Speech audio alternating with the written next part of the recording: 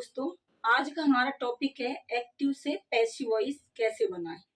तो मैंने कुछ चार्ट बना रखा है और चार्ट में मैंने डाल रखा है कुछ कि एक्टिव से पैसिव वॉइस कैसे बनाएं। इसके भी कुछ नियम होते हैं, जैसे प्रेजेंट इंडेफिनेट एक्टिव वॉइस है तो प्रेजेंट इंडेफिनेट में हिंदी पहचान आपको नहीं पता होगा तो जान लीजिए कि ता है, ती है, ते है, ये शब्द आते हैं तो प्रेजेंट परफेक्ट इंडेफिनेट का टेंस होता है, वाक्य होता है। हिंदी पहचान इसकी है। लेकिन एक्टिव में ये इंग्लिश में होता है वर्ब की फर्स्ट फॉर्म प्लस एस या ES, do does plus not. अगर नेगेटिव सेंटेंस होगा तो डू डज नॉट आएगा। अब इसको पैसिव वॉइस में बनाएंगे तो इसमें क्या चेंज करना पड़ेगा, तो हेल्पिंग वर्ब इसमें चेंज हो जाएगी, is am are plus verb third form. जब पैसिव वॉइस बनाते हैं तो वर्ब की थर्ड फॉर्म लगाई जाती है सारे सेंटेंसों में। वर्ब की हमेशा थर्ड फॉर्म लगती है, चाहे वो कोई सा भी टेंस हो। तो इस तरह से अब प्रेजेंट परफेक्ट में हिंदी पहचान होती है रहा है, रही है, रहे हैं, ये इसकी पहचान होती है। जब सेंटेंस में ये आते हैं is am are plus I N G, मतलब इसमें is am are plus I N G आती है तो आप समझ लेना प्रेजेंट कंटिन्यूअस टेंस का एक्टिव वॉइस सेंटेंस है। अब इसको पैसिव वॉइस कैसे बनाएंगे, तो क्या करेंगे, पैसिव वॉइस बनाने के लिए is am are plus being और वर्ब की थर्ड फॉर्म। तो पैसिव वॉइस बनाने के लिए is am are helping verb के साथ आईएनजी लगा देते हैं और वर्ब की थर्ड फॉर्म लगा देते हैं। ऐसे टेंस में हिंदी पहचान होती है चुका है, चुकी है, चुके हैं, हिंदी पहचान होती है। इनसे पहचान हो जाती है कि ये प्रेजेंट परफेक्ट टेंस का वाक्य है।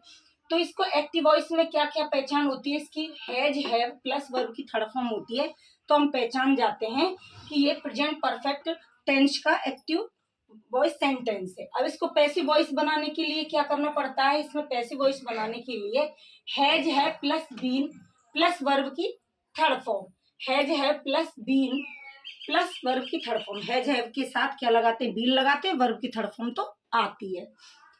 अब आता है पास्ट इंडेफिनेट। तो पास्ट इंडेफिनेट में वर्ब की सेकंड फॉर्म होगी,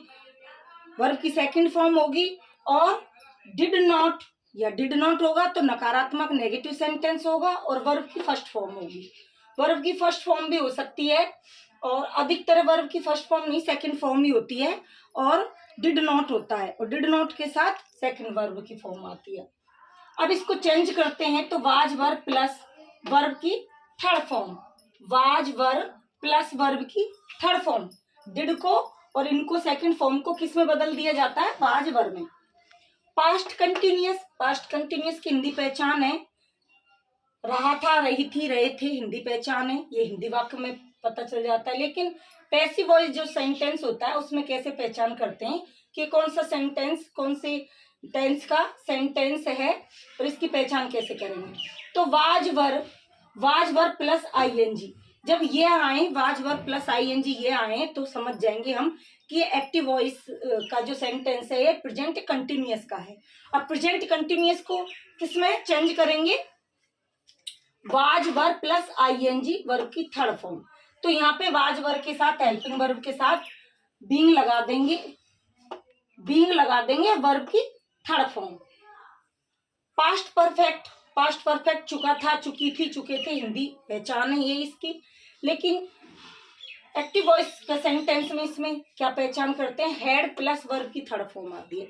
जब हेड प्लस वर्ब की थर्ड फॉर्म आ जाए तो समझ लेना ये पास्ट परफेक्ट टेंस का एक्टिव वॉइस सेंटेंस है। अब इसको किस में चेंज करते हैं, हैड बीन प्लस वर्ब की थर्ड फॉर्म, हैड के साथ क्या लगा देंगे हम, बीन लगा देंगे, और ये पास्ट परफेक्ट का passive voice. Future indefinite Hindi वाक्यों की पहचान होती है गा, घी, गे, गई। तो जब ये एक्टिव वॉइस में मिलते हैं सेंटेंस में तो सेल और विल मिलते हैं। जब इनको पैसिव वॉइस बनाते हैं तो सेल विल के साथ क्या जोड़ दिया जाता है, बी, प्लस में बी लगा दिया जाता है। इस तरह से पैसिव वॉइस सेंटेंस बनता है। फ्यूचर परफेक्ट में आपको पता होगा गा चुकी होगी, गा चुकी होगी, मतलब चुका चुकी आते हैं उसमें, लेकिन गा के साथ आते हैं। जब इसको एक्टिव वॉइस में मिलता है ये तो उसकी पहचान हम कैसे करते हैं, शैल हैव विल हैव मिलता है हमें एक्टिव वॉइस सेंटेंस में।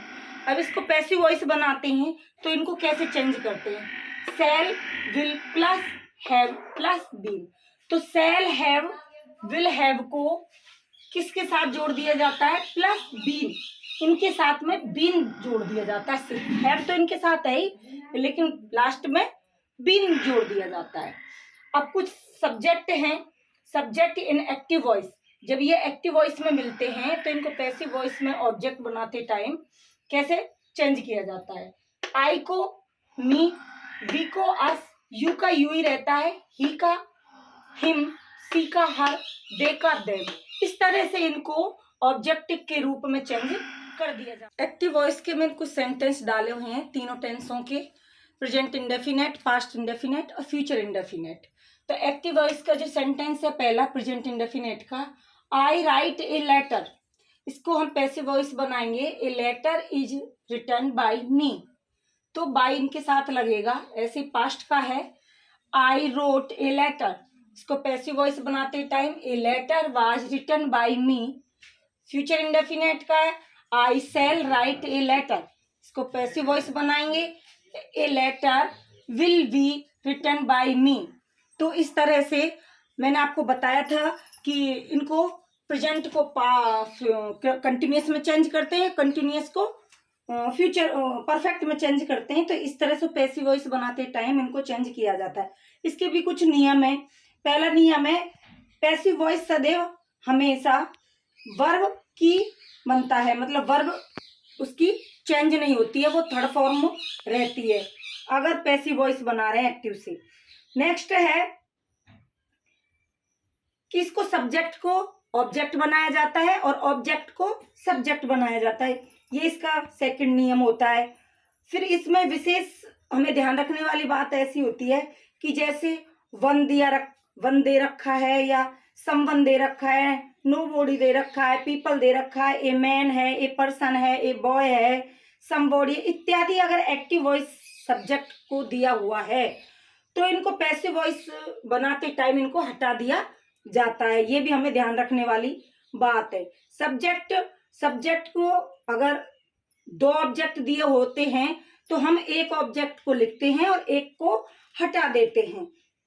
तो इस तरह से ये नियम भी है, इनको भी हमें ध्यान रखना होता है कि किस किस को हटाया जाता है। दो ऑब्जेक्ट हैं तो एक ऑब्जेक्ट को सब्जेक्ट बनाया जाता है, एक को हमें ऐसे की ऐसे ऑब्जेक्ट के रूप में रखा जाता है।